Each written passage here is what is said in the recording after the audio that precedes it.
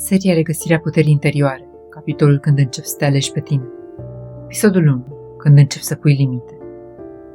Pentru mulți oameni, ideea de a pune limite pare dificil, uneori chiar inconfortabil, pentru că în adâncul nostru au învățat că a spune nu poate însemna să dezamăgim, să pierdem aprobarea, să provocăm conflict. De aceea, pentru mult timp, mulți dintre noi aleg un drum mai sigur, drumul adaptării. Spunem da atunci când nu suntem siguri. Acceptăm lucruri care nu ne fac bine. Facem compromisuri pentru a păstra armonia.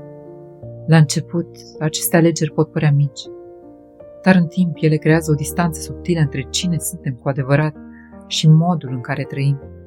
Pentru că atunci când ne adaptăm constant la nevoile celorlalți, ceva din interior începe să se retragă. Vocea interioară devine mai tăcută, nevoile noastre devin mai puțin clare și ajungem uneori să simțim o oboseală profundă, nu neapărat fizică, ci emoțională, oboseala de a fi mereu disponibil, de a încerca să menținem echilibrul pentru toată lumea, de a evita orice situație care ar putea crea disconfort. Dar există un moment în viața unui om în care această adaptare începe să devină prea grea, un moment în care sufletul începe să ceară spațiu, nu neapărat printr-o revoltă, ci printr-o claritate nouă. Începi să simți că anumite lucruri nu mai sunt aliniate cu tine, că anumite situații te consumă, că anumite relații funcționează doar pentru că tu continui să te adaptezi.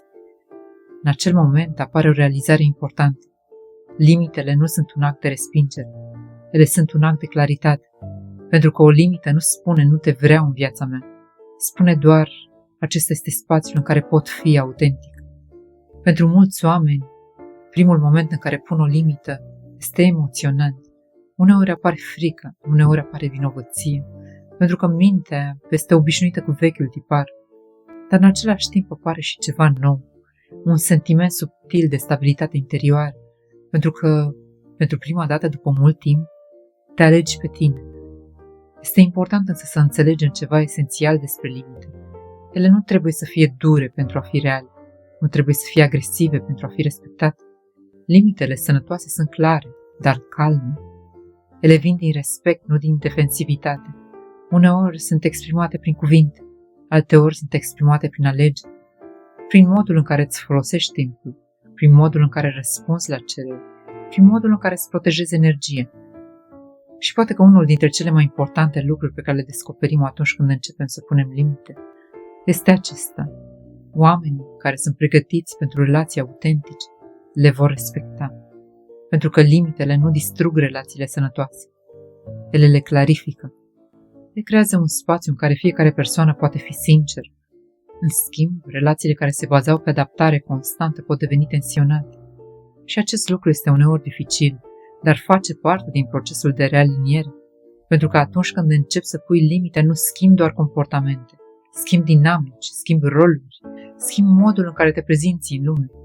Și încet, aproape fără să-ți dai seama, se întâmplă ceva important. Începi să nu mai trăiești doar pentru a menține echilibrul din jurul tău.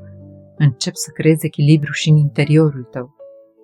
Iar acest lucru este, de fapt, începutul respectului de sine.